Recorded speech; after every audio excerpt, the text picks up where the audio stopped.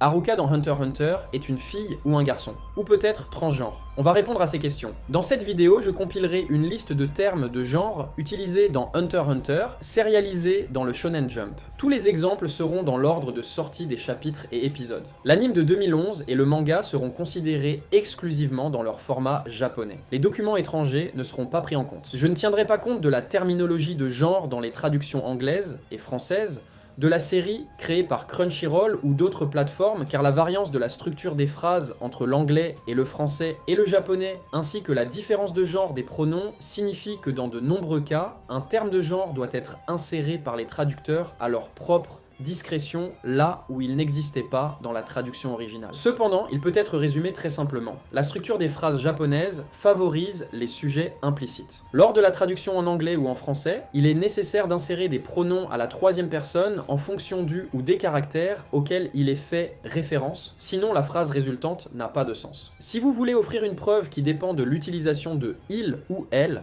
il est extrêmement probable que cette preuve soit un cas de pronom inséré. On va parler du guide officiel de Hunter x Hunter. La question de savoir si Yoshihiro Togashi lui-même a écrit ou non le guide de Hunter x Hunter. Hunter Official Issue Hunter's Guide a été remise en question. L'auteur de Dragon Ball, Akira Toriyama, a déclaré explicitement que les collections de guides Daizenshu qui ont son nom sur les couvertures ont en fait été écrites par le personnel de la Shueisha. Hunter x Hunter n'est pas la seule série où un guide Shueisha a eu des informations plus tard fausses. Bien que l'auteur de la série puisse être répertorié comme l'auteur, il peut avoir très peu à voir avec les livres. Il est soi-disant courant que la seule implication d'un créateur de série soit un aperçu superficiel du contenu d'un guide. Le contenu du guide de 2004 de Hunter x Hunter a été contredit à plusieurs reprises par le manga lui-même. Il est à noter que pendant la majeure partie de 2004, Hunter x Hunter a été en pause en raison des problèmes de santé de Togashi. De plus, la couverture arrière du livre contient les noms de plusieurs rédacteurs en chef employés par la Shueisha. Il en va de même pour les guides Daizenshu, qui ne sont pas connus pour n'avoir pas été écrits par Akira Toriyama. Bien que tout cela ne soit pas une preuve définitive que Togashi n'est pas l'auteur réel du guide, c'est une preuve suffisante pour remettre en question la paternité du livre, et avec elle, la véracité des informations qui y sont présentées. Comme indiqué, les informations contenues dans ce livre de données sont spécifiquement connues pour être fausses. C'est également le cas en ce qui concerne les biographies des personnages vus dans le Shonen Jump et certains des volumes physiques du manga Hunter x Hunter. Les biographies des personnages regorgent souvent de fausses informations.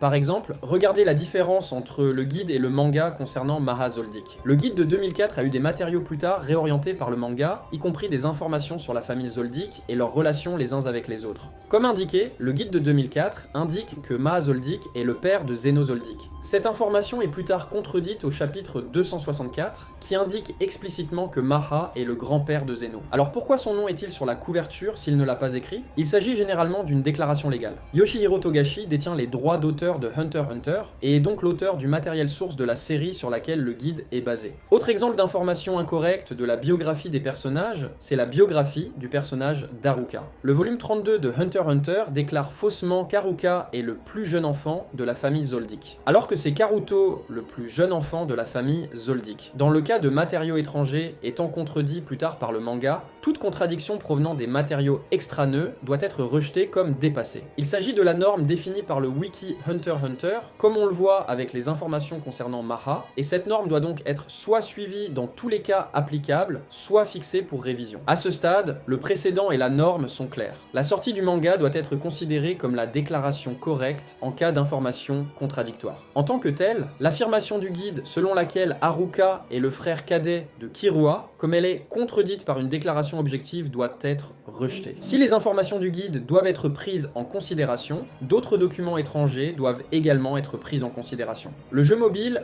Hunter x Hunter Battle Collection, qui a commencé en 2012, indique que Haruka est une fille. Contrairement aux pays occidentaux, la Saint-Valentin au Japon est une fête où seules les filles donnent des chocolats. Les hommes ont leur propre homologue dans White Day. Kirua dans le cadre du groupe White Day dans Hunter x Hunter Battle Collection. Si ces deux matériaux doivent être comparés, les matériaux ultérieurs devraient logiquement avoir la priorité. Si le guide et le jeu doivent être considérés comme canoniques, alors la conclusion logique est que les informations qu'ils donnent sur Haruka, tout comme celles concernant Maha, ont été modifiées par la suite. Cette idée est renforcée par le fait que le manga, selon les propres règles du wiki, a priorité sur toutes les autres sources. Lorsqu'un élément important est ajouté dans l'anime mais n'apparaît pas dans le manga, je le signalerai précisément à l'endroit concerné de l'épisode. Je ne mentionne mentionnerai pas les cas où Haruka est simplement appelé par son nom, uniquement ceux où une terminologie de genre est utilisée. Les pronoms neutres de troisième personne comme Kuitsu, cette personne proche du locuteur, et Aitsu, cette personne éloignée du locuteur, ne seront pas pris en compte. Il n'y a qu'un seul mot neutre sur le plan du genre que je citerai. Je ne mentionnerai pas les cas où Haruka est simplement le sujet implicite d'une phrase, car ces phrases n'emploient aucune terminologie genrée. Au chapitre 39 et à l'épisode 22, l'existence d'Haruka est évoquée lorsque le guide touristique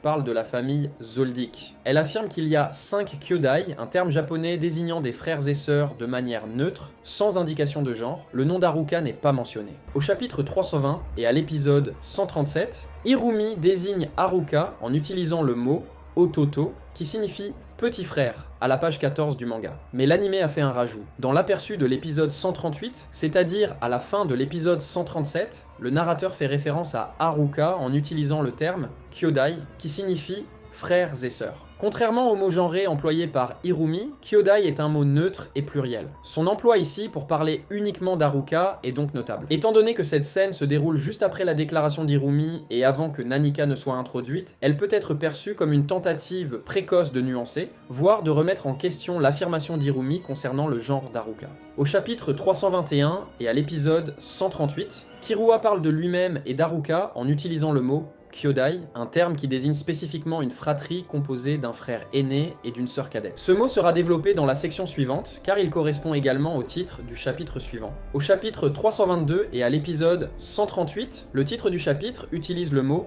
Imoto, qui signifie sœur cadette, pour désigner Haruka. Remarque, ce titre doit être considéré comme un choix direct de Yoshihiro Togashi. Comme il n'est pas encadré par des guillemets japonais, il ne reflète pas le point de vue d'un personnage, mais bien celui de l'auteur lui-même. Le titre complet du chapitre est Kyodai, ce qui désigne un duo frère aîné, sœur cadette. Le mot utilisé pour titrer le chapitre 322 s'éloigne volontairement de l'orthographe classique d'un terme neutre du point de vue du genre. En japonais, le mot standard pour désigner des frères et sœurs est kyodai.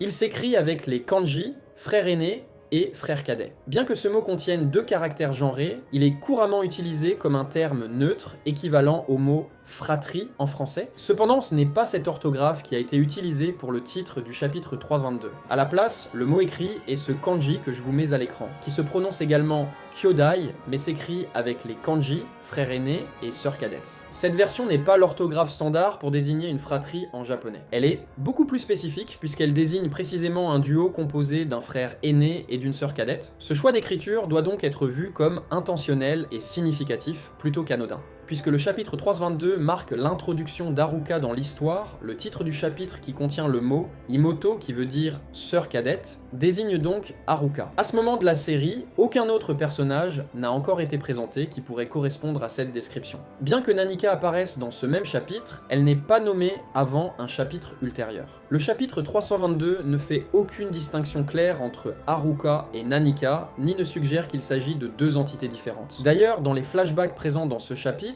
Killua se réfère à Haruka aux yeux noirs, ce que l'on comprendra plus tard être Nanika, simplement comme Haruka. Ce chapitre marque la véritable introduction d'Haruka dans la série. Bien que le kanji, frère aîné du titre, puisse, d'un point de vue strict, faire référence à Hirumi ou Miruki, le contexte narratif montre clairement qu'il s'agit de Kirua. Dès lors, les seuls personnages qui pourraient correspondre au terme sœur cadette dans le titre sont Haruka et Karuto, car ce sont les seuls frères et sœurs plus jeunes que Kirua. Mais Karuto n'apparaît pas du tout dans le chapitre 322, ce qui exclut cette possibilité. De plus, indépendamment de l'ambiguïté de genre parfois associée à Karuto, le titre ne peut logiquement faire référence qu'à Haruka. Rétrospectivement, cela ne pourrait-il pas faire référence à Nanika et non à Haruka? Non. Si Kirua considérait Nanika comme une fille et Haruka comme un garçon, il n'utiliserait pas uniquement le kanji sœur cadette, il utiliserait plutôt le kanji frères et sœurs. Le kanji sœur cadette peut être singulier ou pluriel, bien que s'il devait être utilisé au pluriel, il serait probablement suffixé par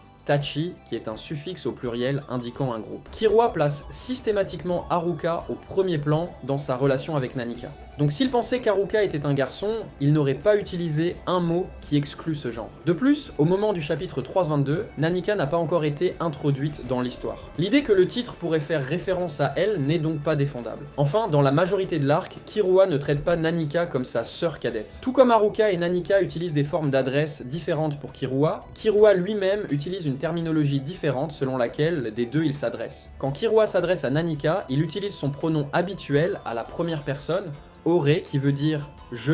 En revanche, lorsqu'il parle directement à Haruka, il remplace souvent le Ore par Onishan, qui veut dire grand frère. On peut observer cet usage dans plusieurs chapitres, notamment le 326, à plusieurs reprises dans le 327, ainsi que dans les chapitres 332 et 336. Dans chacune des conversations en tête-à-tête avec Haruka, Killua fait cette substitution au moins une fois. Jusqu'à bien plus tard dans l'arc, au chapitre 336, Killua ne se réfère jamais à lui-même en utilisant Onichan, qui je le rappelle veut dire grand frère, lorsqu'il parle à Nanika. Les paroles d'Haruka dans ce même chapitre le confirment. Elle reproche à Killua de ne jouer qu'un rôle de grand frère bienveillant à son égard. Les excuses que Killua présente à Nanika renforcent cette idée, car c'est la première fois qu'il utilise le mot grand frère quand il s'adresse à elle. Ce moment marque une prise de conscience importante. C'est là que, pour Killua comme pour le public, il devient véritablement le grand frère de Nanika. La façon dont Killua parle, ainsi que son utilisation du terme frère aîné plus sœur cadette dans le chapitre 321,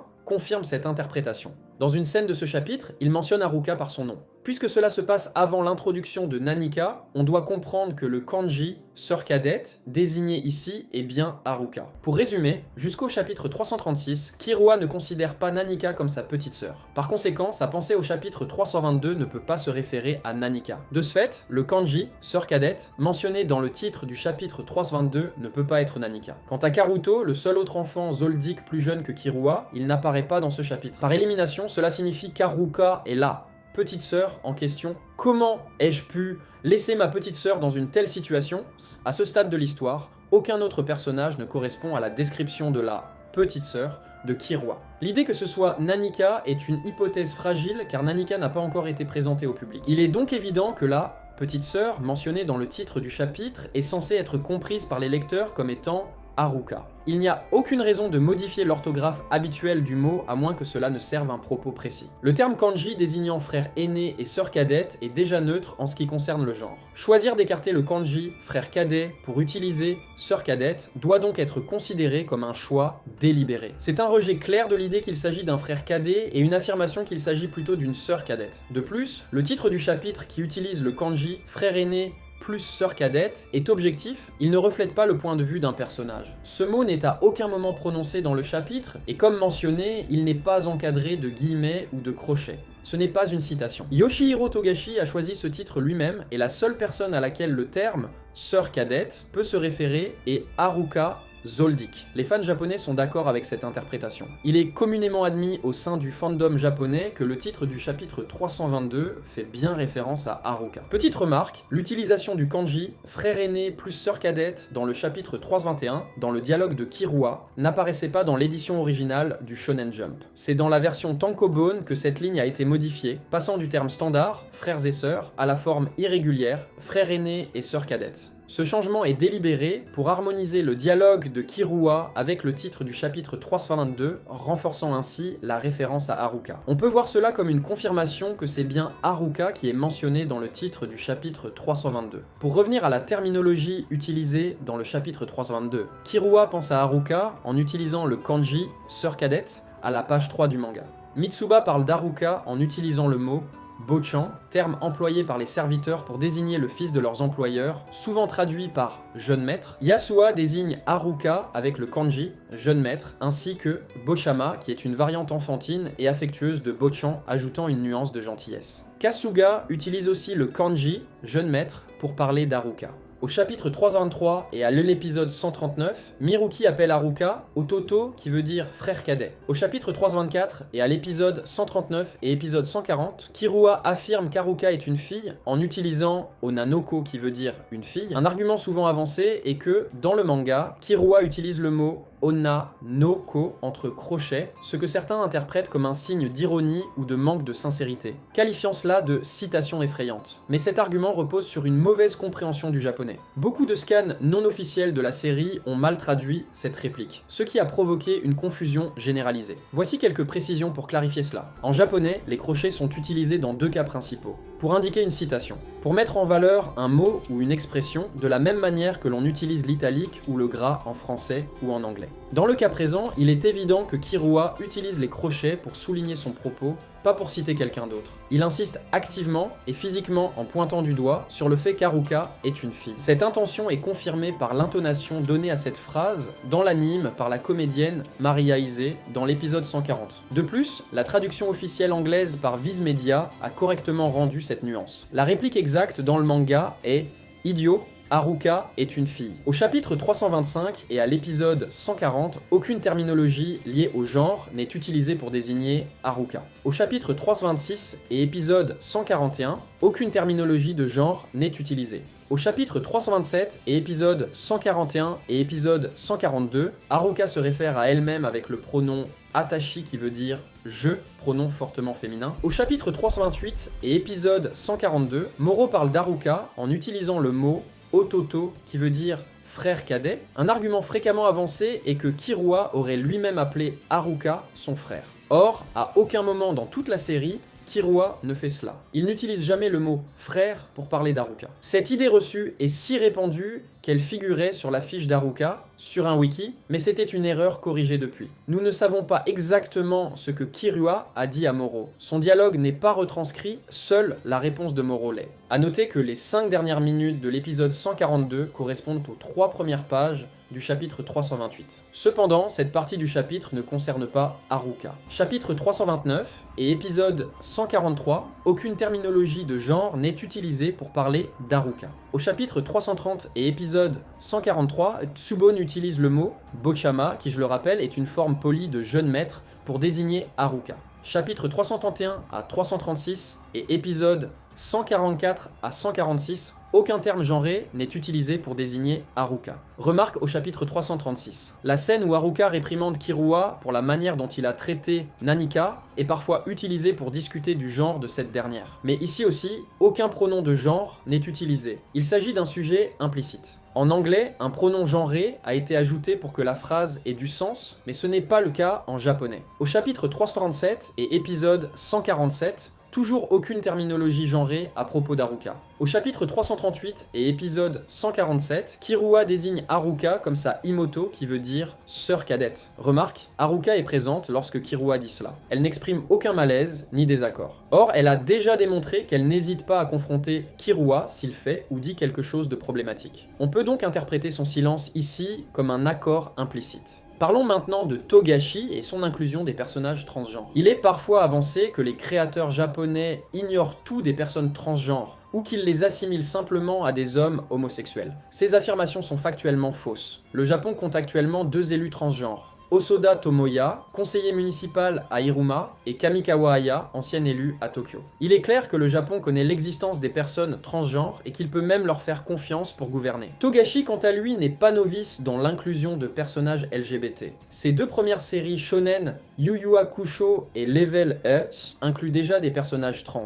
Miyuki dans Yu Yu Hakusho est explicitement une femme transgenre, Kyoko dans Level E, un homme transgenre, bien que peu documenté aujourd'hui. Togashi introduisait déjà des personnages trans dans les années 90, bien avant que cela ne devienne courant dans le manga. Et personne ne conteste leur genre dans l'œuvre, ils sont reconnus comme trans et traités comme leur genre d'identité, même si leur sexe assigné est mentionné. Togashi reste ainsi l'un des auteurs les plus progressistes du manga grand public, publiant ses œuvres dans le Shonen Jump, le même magazine que Hunter x Hunter. Il n'a jamais laissé l'âge de son lectorat freiner son inclusion de personnages LGBT, il est donc incohérent de prétendre qu'il n'introduirait pas un personnage trans dans Hunter x Hunter. Killua dit « Haruka est une fille » dans le chapitre 324. Certains prétendent que les guillemets autour de « fille » signifient que Killua cite quelqu'un d'autre, ce qui indiquerait un doute ou un sarcasme. Mais en japonais, les guillemets peuvent aussi servir à mettre l'accent, comme le font l'italique ou le gras en français.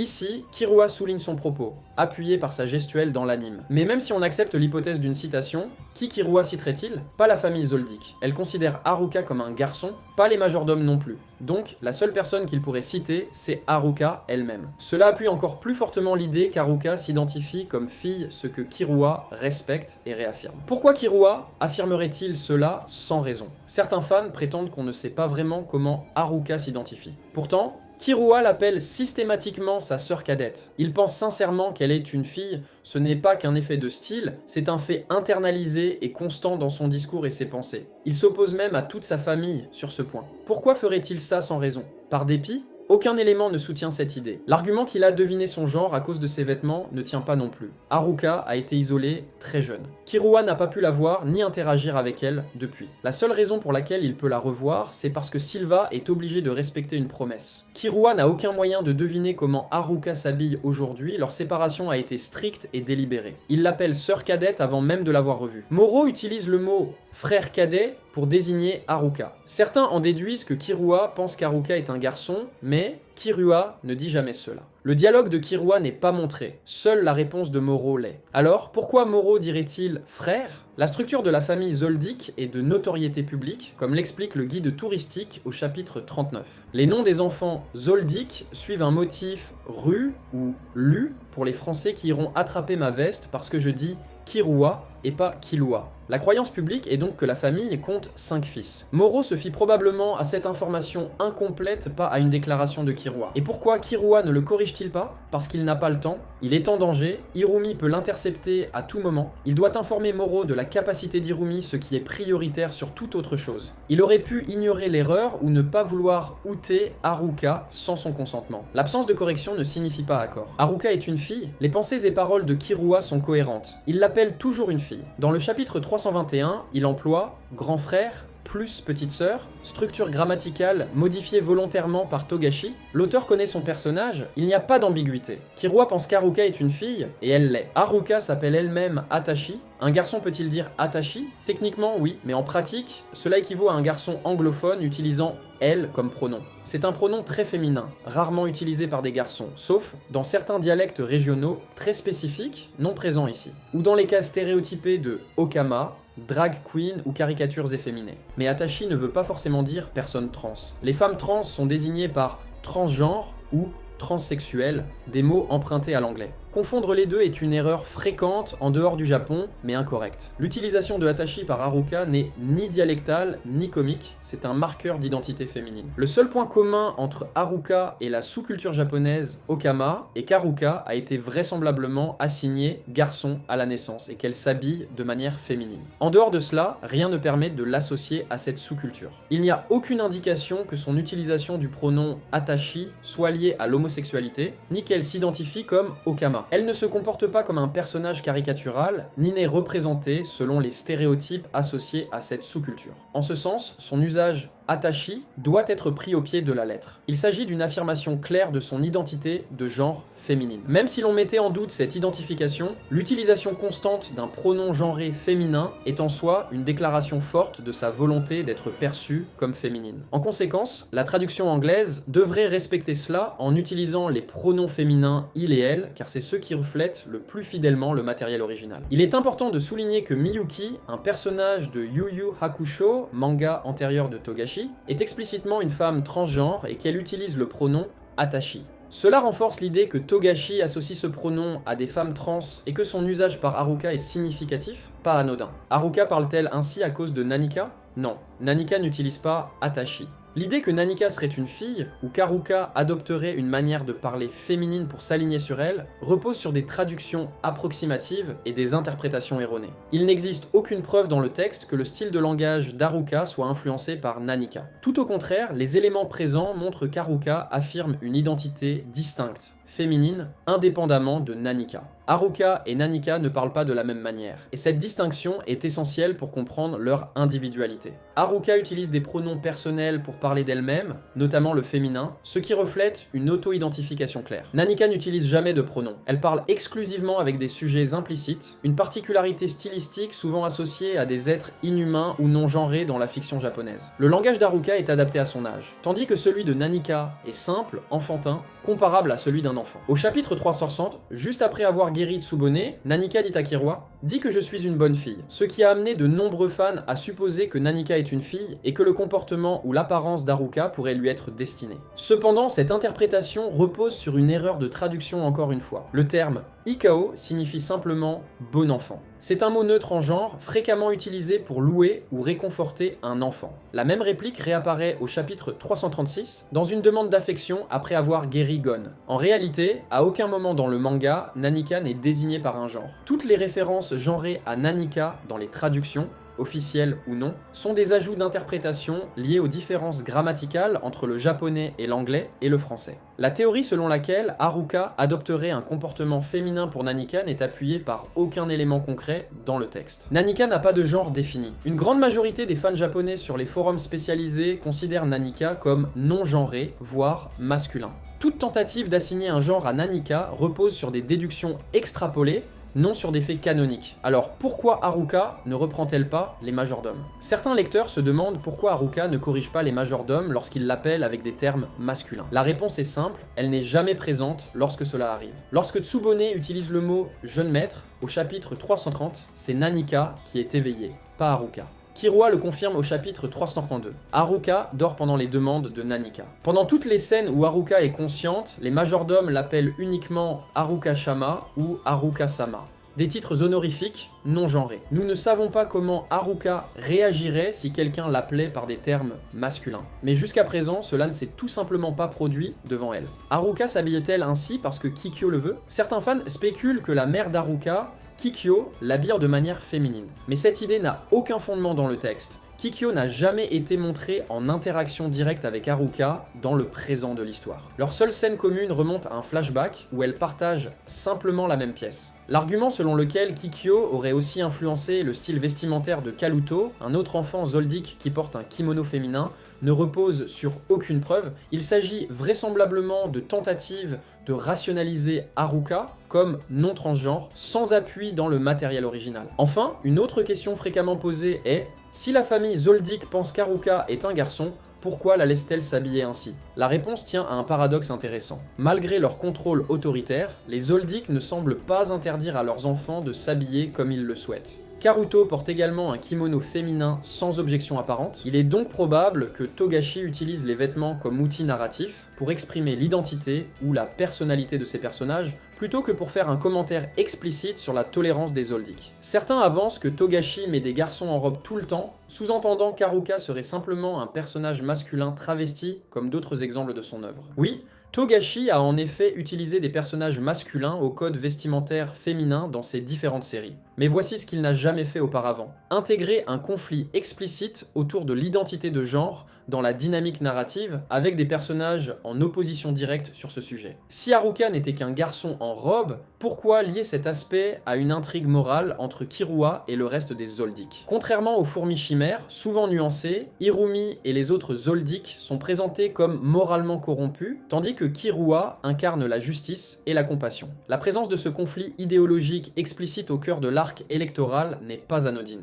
Elle doit être lue comme un choix narratif significatif. Killua ou la famille zoldyck, à qui faut-il se fier? Un des arguments fréquents pour remettre en cause l'identité féminine d'Haruka est la discordance entre la manière dont Killua et le reste de la famille zoldyck, notamment Silva, Kikyo, Irumi et Miruki, parlent d'Haruka. Pourtant, cette divergence n'est pas un oubli ou une ambiguïté du scénario, mais bien un élément central du conflit moral et narratif. Remarque importante, dans ce contexte, quand on parle de la famille zoldyck, on exclut explicitement Killua et Haruka, ainsi que Zeno et Karuto, qui n'interagissent pas avec Haruka ou ne s'expriment pas sur elle. Cela désigne uniquement Silva, Kikyo, Irumi et Miruki. L'histoire montre à plusieurs reprises que les zoldyck adultes ne comprennent ni Haruka ni Nanika et n'éprouvent pour elle ni respect ni compassion. Ils sont ignorants, souvent dans l'erreur, et indifférents à ce que Killua leur explique. Au chapitre 322, Killua explique aux parents les règles liées à Nanika. À chaque fois, ils ne le croient pas. Pourtant, il a raison.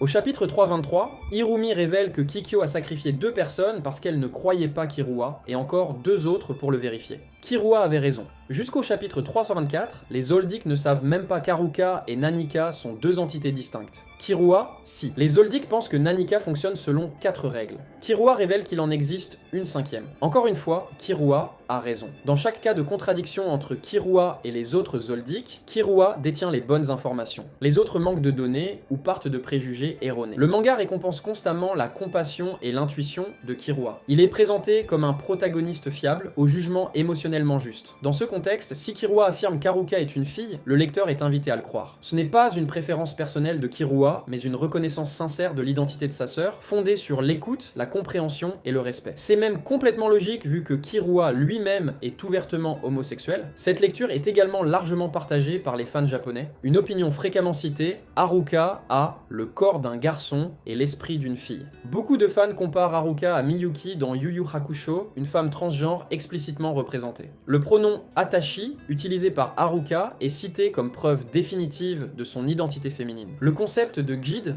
Gender Identity Disorder, ou de transidentité, est évoqué dans plusieurs discussions, montrant que cette lecture ne repose pas sur des extrapolations occidentales, mais fait partie intégrante des interprétations japonaises du texte. En conclusion, il n'y a aucun moment dans Hunter x Hunter où les Zoldyck ont raison sur Haruka et où Killua a tort. Chaque fois qu'une contradiction se présente, Killua est dans le vrai. Cela conduit à la conclusion la plus simple et la plus cohérente. Haruka est une fille transgenre. Killua l'affirme, la soutient et agit toujours dans le respect de cette vérité. Les autres Zoldyck l'ignorent, ou pire, la nient, ce qui, dans le langage du récit, les place du mauvais côté de l'histoire. En conséquence, les pronoms utilisés pour Haruka dans les documents et wiki en anglais et en français devraient être féminins, car c'est ce que reflète le plus fidèlement le matériel original. Même si le databook de 2004 affirme qu'Haruka est un garçon, cela devrait être reclassé dans une section trivia, car il a été publié avant l'introduction d'Haruka dans l'histoire principale. Il contient des erreurs avérées sur d'autres personnages, comme Meha. Et surtout, il contredit le canon établi dans le manga. Donc pour résumer en une phrase la question du genre de Haruka, on peut dire que Haruka est une fille transgenre soutenue par Killua.